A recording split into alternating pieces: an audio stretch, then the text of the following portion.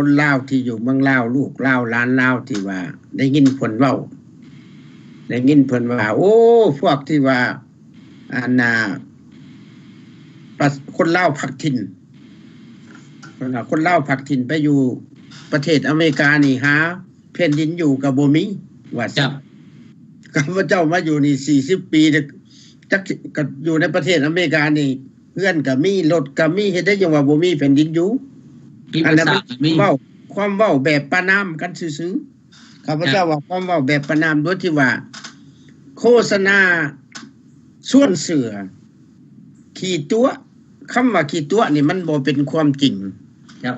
ก็คือเฮาเว้าผ่านมาแหละคนที่เว้านี่ให้หมู่ตัวและหมู่กับผู้นั้นตัวไปนำฉะนั้นข้าพเจ้าจึงเว้าว่าการทำบุญนี่อันนี้เป็นการทำบุญในคันเจ้าเว้าได้ธรรมดาคันเจ้าทำบุญนี่เจ้าต้องเอาความจริงเพราะว่าการทำบุญนี่จะต้องไปหาบ่อนว่าเฮ็ดอยู่ไสบุญหั่นน่ะเฮ็ดได้จังฮู้จักว่าบุญคันบ่ฮู้จักว่าไปทำอยู่ไสบ่อนใดสิได้บุญนั่นแล้วหมายความว่าทานก็บ่ได้ดอกเว้าง่ายๆคือจังซี่แหละเว้าคือนางอันน่ะเจภาวดีนี่เนาะลาวชื่อก็งามน้ำก็ของเว้าขอย่องเราเนาะครับอาจารย์แล้วก็เป็นคนที่เจริญเพราะว่าเราเว้าความจริงคนที่เว้าความจริงนี่เพิ่นว่าความจริงเป็นสิ่งที่บ่ตายความจริงนี้เว้าขึ้นมาแล้วมันเป็นมงคล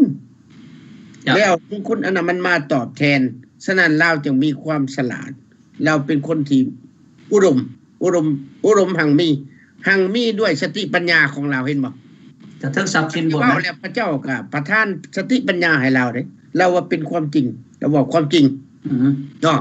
ฉะนั้นว่าความจริงนี่หั่นเป็นสิ่งที่บ่ตายตกน้ำบ่ไหลตกไฟบ่ไหนเพิ่นว่าซั่นเนาะท่านจันทจรฉะนั้นว่าคนเฮานี้บัดนี้อันนี้แหละเฮาเห็นความจริงอยู่ในโลกเสรีเฮาบ่ได้ตัวไผว่าโอ้โลกเสรีนี่อยู่ประเทศที่เสรีที่เฮามานี้เฮาก็บ่ได้คือกันกับยะลุงเพิ่นว่าเมื่อกี้นี่ลูกหลานบางคนบางกลุ่มจะจมว่าโอ้ยเป็นหยังพ่อแม่เจ้าจังได้ไปอเมริกาพ่อแม่ข่อยบ่ได้ไปคือบ่ได้ไปเจ้าคือบ่ได้ไปคือเขามันอยู่ในลักษณะนี้เด้อลูกเอ้ยหลานเอ้ยข้าพเจ้าอยากเว้าคือเพิ่นเว้าเมื่อกี้นี่เพิ่นว่าตกหมู่แห้งเป็นแห้งตกหมู่กาเป็นกาหรือว่าอยู่กับโจรก็เป็นหมู่โจรเฮานี่เป็นหมู่อยู่ในระบอบธรรมะในระบอบเสรีเฮาก็เป็นคนเสรีเนาะมีผู้ทูเข้ามาประกอบส่วนเนาะฮะอันว่าเพิ่นอยากฮัลโหลสบายดีเชิญเด้อนี่หยังเนาะอยากประกอบส่วนบ่เนาะขอเชิญนึงออกมาเพิ่มเติมครับทานทั้งสองพิธีกรเนาะขอเชิญเด้อขณะเห็นทางเอาคลิปของเจ้าหน้าออกมานั่นเพื่อให้คนมันทางเมืองลาวได้เข้าใจว่าเจ้าหน้า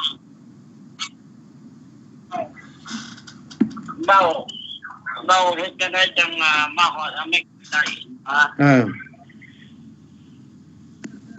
ได้ยินบ่ได้ยินเชิญเลยเอาเลยเว้าไปรุ่นโดยเพราะฉะนั้นขน้อยเองก็ขอฝากความหวังนำอย่า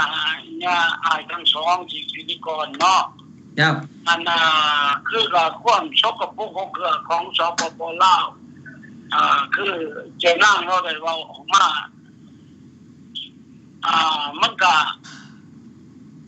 อยากให้ประเทศลาวมันก็มองเห็นนะว่าพวกเฮามาในอเมริกานี้ได้มาแต่มือ10 นิ้วขา2 เท่าเฮ็ดจังได๋พวกเฮาจังมีอยู่มีกินเฮ็ดจังได๋พวกเฮาจังเจริญรุ่งเรืองในบ้านเมืองแต่ละบุคคลเนาะหน่อยอันนี้เราก็อยากให้ประเทศลาวเฮาอยู่ทางเมืองลาวกันถ้าเพิ่นนั่งชมนั่งฟังแล้วก็เอามาเป็นตัวอย่างทุกบ่อนที่ว่ามันนอนอยู่ในความสกปรกของเครือบ่พรรครัฐบ่มีให้ประชาชนมีอำนาจหยังบ่อันคือว่าถนนหนทางบ่ห้องหมอห้องเรียนบ่บ้านเพิ่นเมืองทาน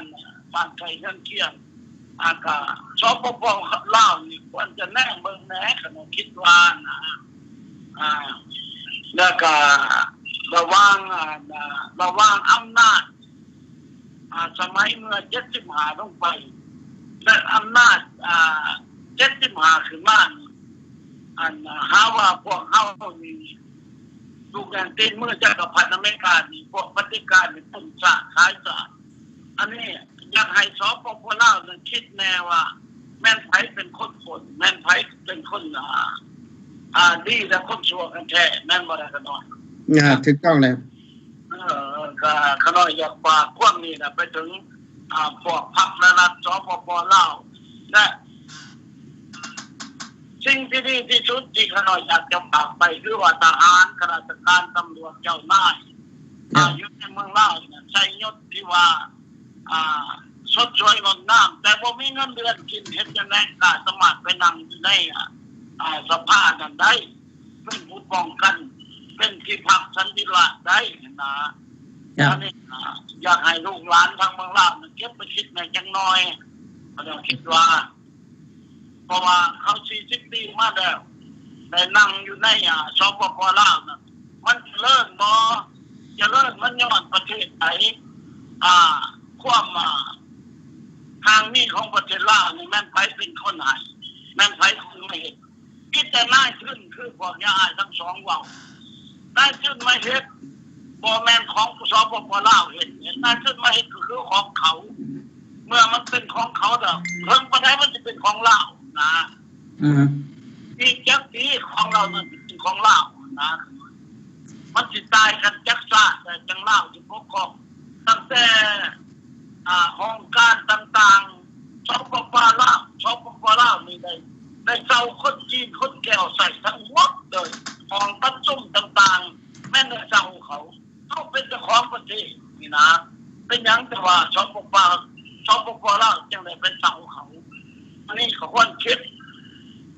จุมรีท่องสิงขับใจใครสอนความคิดว่าเป็นหยังอำนาจเงินนี่พาให้พวกสปป.ลาวนี่ตามมือตามมั่วจนดงการสร้างสาพัฒนาประเทศชาติตัวเองย้อนเงินนี่มาอัดหูบังตาเขาเป็นหยังเขาบอกเปิดหูเปิดตาแน่ขนาดว่าอันนี้นะทั้งนี้ได้ค่ะขอฝากสมาคมแพทย์ครับอำนาจประชาชนทุกๆทางเด้อขน้อยซ้ำตลอดครูบาอาจารย์และนักการเมืองทุกทางขน้อยเห็นว่าจริงมันบ่ดีในประเทศลาวออกมาประกอบส่วนน้อยนึงว่าอยากให้คนลาวเฮาตื่นโตในจังน้อยความชั่วความชั่วตาละหลังคือเจนางคนได้เว้าตั้งแต่สวรรค์นักเขตฮอดเซโนปากเซโนดวงพระบางเพียงควางบ่วันไหนก็ไปพักเซโนคือบ่เห็นเซโนมันงามแน่นะว่านี่ก็ขอฝากความรักไปถึงทุกทางนักการเมืองอันนี้ขน้อยขอจบเรื่องตรงนี้ขอความคิดความเห็นพอสมควรเนาะขน้อยเอาขอบใจทั้ง2พิธีกรเนี่ยขน้อยออกมาว่าเมื่อวานเนาะขอไปขน้อยขอขอบใจเนาะขอขอบใจได้หลายอันนี้ล่ะพ่อแม่พี่น้องพวกเฮานี่บ่ได้มีหยังหมดบ่ได้มีความหอดความเครื่องพี่จังบ่ได้มีความมันทุกความหอดอันใดแต่เป็นหยังพวกเฮาจึงบ่อยู่ซื่อๆก็ย้อนความรักเสื้อแพงสาย้อนความเป็นห่วงเสื้อสาย้อนการที่ว่าพวกเฮาอยากตอบแทนบุญคุณของผู้บรรพบุรุษที่ให้เฮาได้มีมือนี้มีภาษาอีกคงประเพณีมีศีลธรรมประจำใจมีโดยเฉพาะมีแสงสว่างจากวัดว่าศาสนานี้ถ้าบรรพบุรุษเฮาบ่นำมาเฮ็ดได้เฮาสิรู้จักอันนี้พ่อแม่พี่น้องคิดนำกันเด้อผมว่าแต่ก่อนนั้นก่อนพญาฝั่งงมมาเฮาถือผีถือสางถือเสือไปงมงวยทุกสิ่งทุกอย่างแต่มันก็ยังติดหอยมาเท่าคู่มื้อนี่แหละจึงว่าสิเฮ็ดให้บางคนได้ช่วยโอกาสเอาศาสนามาหาความร่ำรวยใส่โตหาเกียรติหาลาภหายศใส่โตอันนี้เฮาจังไห้พ่อแม่พี่น้องคิดนำกัน ฮียนฮู้นํกันผู้ค้าได้เฮียนฮู้แนวใดเฮียนฮู้แล้วเพราะว่าเฮาฮู้เลยว่าพระพุทธเจ้าสอนเฮาแนวใดตนเป็นที่พึ่งของตนพระพุทธเจ้าบอกว่าอัตตหิอัตโนนาโถยังจากนั้นยังบ่แล้วเพิ่นยังบอกว่าอัตตหิเวทิตังเสยโยครับภาษาวัดถ้าแปลคุมเล่าเพิ่นบอกว่าการเอาชนะตนเองได้นั่นแหละประเสริฐกว่าการเอาชนะผู้อื่นตัวอย่างกับปัจจุบันภาครัฐเฮ็ดหยังให้ประชาชนภาครัฐเอาชนะตัวเองบ่ได้เพราะว่าความอยากละลวงลายท่วมล้นเพราะหยังเพราะจะไปคบโจรจะไปคบคนพาลนั่นคือคนอ่อนสติปัญญาเกี่ยวกับการบริหารชีวิตกันเป็นอยู่ของพ่อแม่พี่น้องประชาชนแล้วเขาเก็บเอาพวกนี้เข้ามาเพื่อเป็นหุ้นให้รับใช้จักรพรรดิท้องถิ่นเท่านั้นพวกดังกล่าวนี่พวกท่านก็ฮู้หลายคนก็ได้เว้ามาแล้วว่าเป็นพวกที่ว่าเห็นแก่ตัวทั้งหมดดังนั้นเจ้าเขาสิเฮ็ดให้คนมีน้ำใจนี่มันก็ยากเขาสิคืดใกล้มันก็ยากเพราะว่าคือเห็นแต่เท่านั้นอย่างนั้นล่ะลูกเขาจึงสกัดกั้นลูกหลานบ่ให้มีความหูความรักการประการเรียนก็ให้สื่อเอาการเฮ็ดหยังก็มีแต่การสื่อเขาเฮ็ดหลายการก็สิ่งเดียวกันหมายก็มาจะเห็นแก่ตัวเลยแต่ที่จะสิพัฒนาประเทศชาติมันจังซั่นพวกนี้บ่ควรจะอยู่อีกต่อไประบอบอันนี้เป็นระบอบคือพวกเฮาเว้ามาหลายเทื่อมันเกิดขึ้นโดยความอิจฉาริษยาว่ามันเกิดขึ้นด้วยความหักคือกันครับระบอบเสรีประชาธิปไตยระบอบเสรีประชาธิปไตยจะเกิดขึ้นได้ก็ต่อเมื่อทุกคนต้องเข้าใจสิทธิหน้าที่รับผิดชอบพวกเขาต้องรับเอาความรับผิดชอบของประเทศมาใส่ในจิตในใจของเขาบ่แม่นเอารับจะสอบได้รับเอาความผิดพร้อมเฮาเฮ็ดหยังผิดเฮาก็ยอมรับผู้เอาเฮ็ดความชอบเฮาก็ดีใจที่หมู่ชมเชยอันนี้ล่ะเป็นต้นเหตุที่ว่าเฮ็ดให้พวกพรรคการปัจจุบันรับเอาแต่ความชอบบ่ได้รับเอาความผิดเพราะว่าพี่น้องประชาชนเว้าบ่ได้จะเป็นพระเจ้าในยามใดแม่นแต่ว่าก่อนที่เจ้าสิไปออกเรียกว่างานไปเฮ็ดงานเจ้ายังแย่งเว้นตำหนักบัดการกระทำของเจ้าสิเฮ็ดแนวใดถ้าว่าบ่มีพ่อแม่พี่น้องบ่ที่ชมเฮ็ดได้สิเฮ็ดได้การกระทำของตัวเองจะเฮ็ดได้ต่อเมื่อผู้อื่นมีความเห็นกับตัวอย่างของเฮานี่แหละเพราะเฮาบ่แม่นนักภาษากถาบ่แม่นนักวิชาการบ่แม่นนักปรัชญามีแต่ความเป็นห่วงศาสตร์ความหักเสือแพงศาสตร์เท่านั้นพวกเฮามาเว้าพวกเฮามาออกมาบานย้อนหยังอยากให้ลูกให้หลานให้ทุกคนที่มีความหักพื้นแผ่นดินหักมัตถุภูมิอันนี้ได้ชมแนวคิดซอยกันการเฮ็ดเวียกต่างๆการจัดตั้งต่างๆนี่แม่นขอโทษเด้อล่ะลุงที่สิบ่ต่อฮัลโหลฮัลโหลมีคนดักประกอบส่วนบ่อันje suis désolé parce que je suis trop occupé. OK, madame. À la prochaine. OK, bye. คนจะทุกมาคลายเขื่อนขอสนุกกินต่อเนาะขอขอบใจนำทานจันทจรเนาะเวลาเฮาก็ใกล้สิหมดเนาะข้าพเจ้าก็อยากมาเว้าอีกหน่อยนึงเนาะหมายความว่าอยากเว้าเฮ็ดคำว่าเห็นแก่ตัวจ้ะคนเห็นแก่ตัวนี่มาแปลแล้วมาสรุปแล้วมันคนบ่ได้รู้จักการไกลเห็นแต่ในเฉพาะตัวเองเพื่อตนเองบ่ได้เห็นเพื่อชาติเพื่อประเทศชาติบ้านเมืองเด้บ่เขาเอิ้นว่าคนบ่มีการมองการไกลคือดังที่นางจี้แล้วก็ว่ารัฐบาลอเมริกานี่ผู้ที่เขาเจ้าเป็นรัฐบาลนั่นเขาเจ้ามองการไกลอันนี้มันเราเว้าความจริงเนาะเราเว้าเอาความจริงมาเว้าแต่เฮามาเบิ่งแล้วอยู่ในรัฐบาลลาวอยู่ในรัฐบาลเผด็จการนี่เพิ่นเห็นแก่ตัวคำคนเห็นแก่ตัวนี่หมายความว่าบ่ได้มองการไกลฉะนั้นจังการสร้างสาพัฒนาประเทศชาติบ้านเมืองนี่เพิ่นจังว่าโอ้ยค่อยไปค่อยเป็นค่อยไปการสร้างสานี่มันบ่แม่นค่อยเป็นค่อยไปเด้แม่นเฮ็ดโลดทำโลด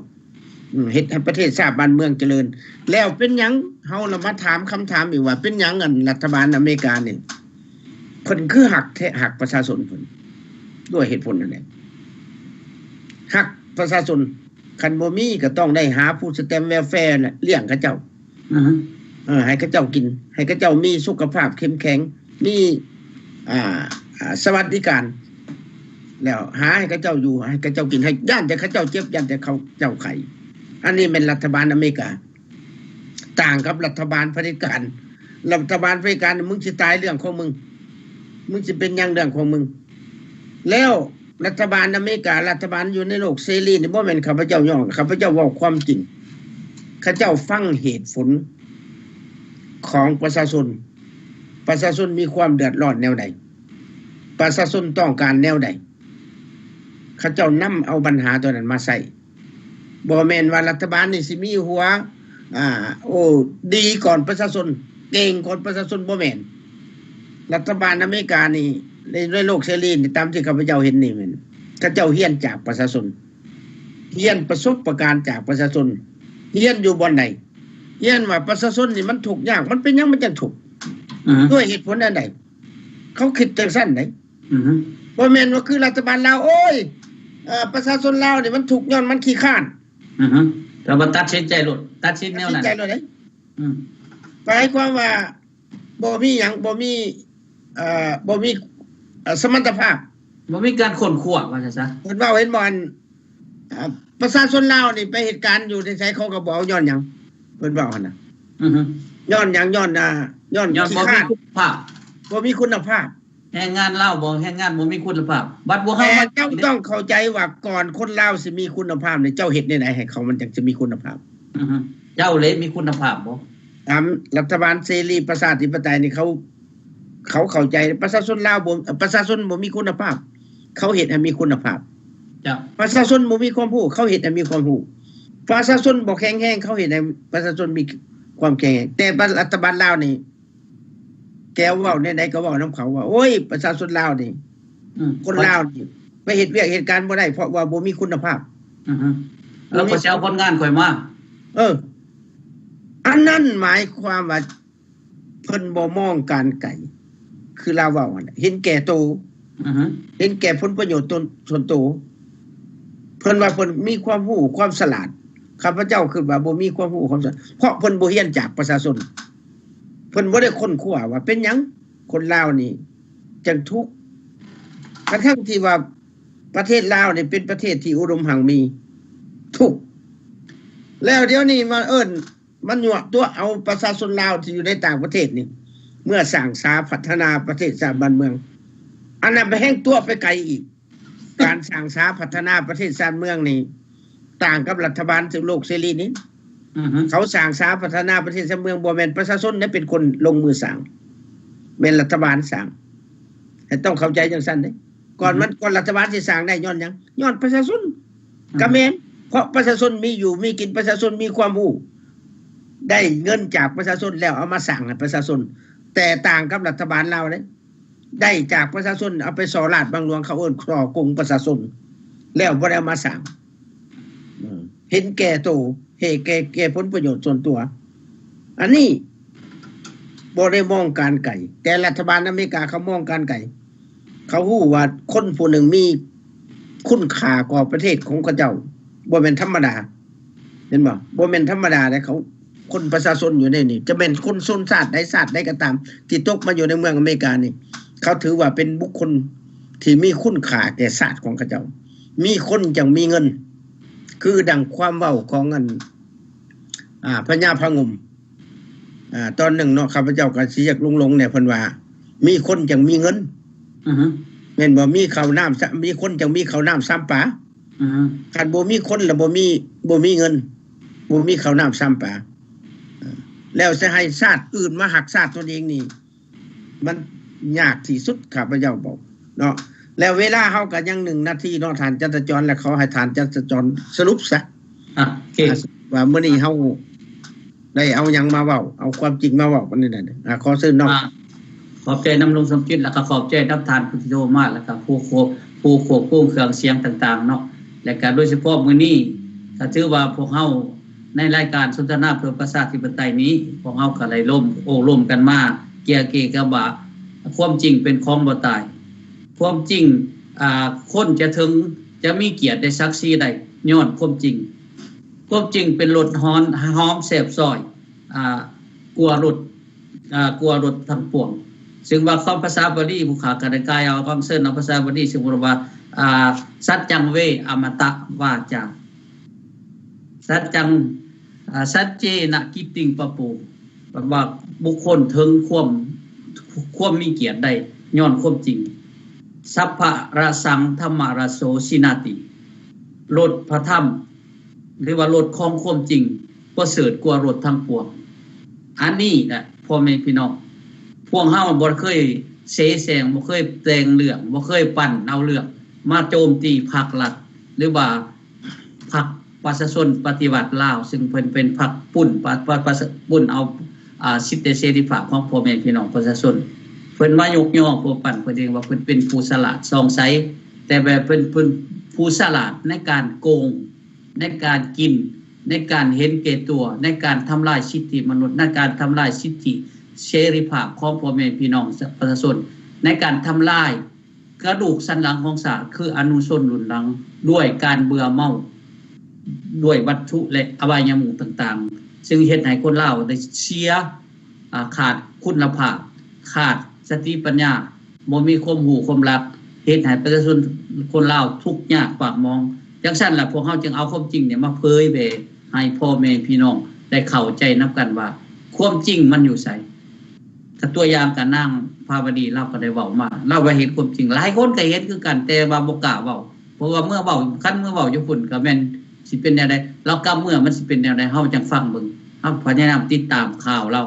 ว่าเราสิถูกเขาจับอยู่บ่หรือว่าเพิ่นเปิดกว้างเพราะว่าเพิ่นเว้า3เปิดได้ลุงจิตเปิดประตูเปิดการสิ่งกีดขวาง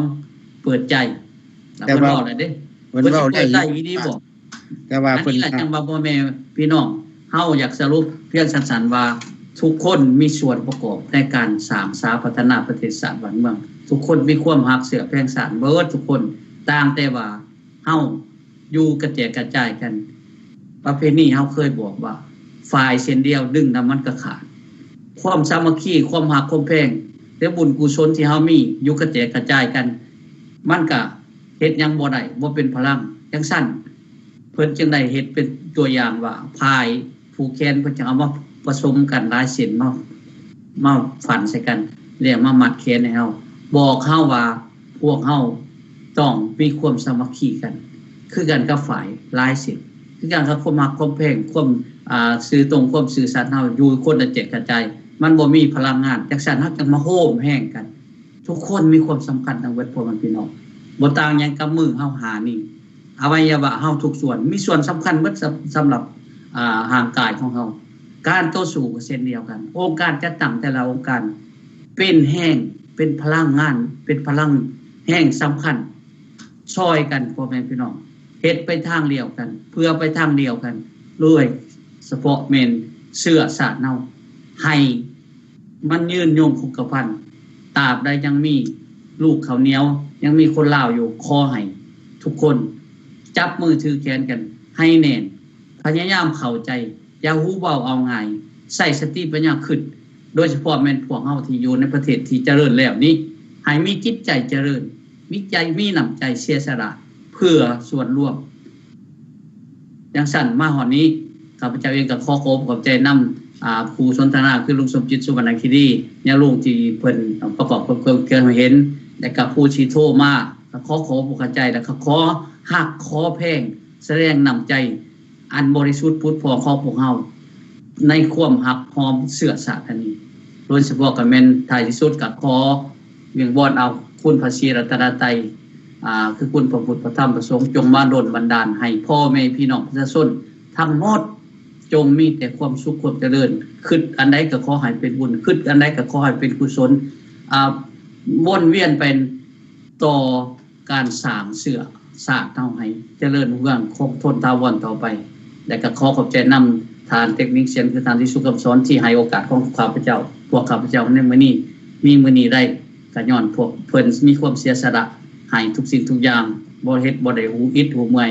คำก็ได้คืนก็ได้จังซั่นก็ขออำลาข้าจากพ่อแม่พี่น้องไปพบกันใหม่ในโอกาสหน้าขอขอบใจ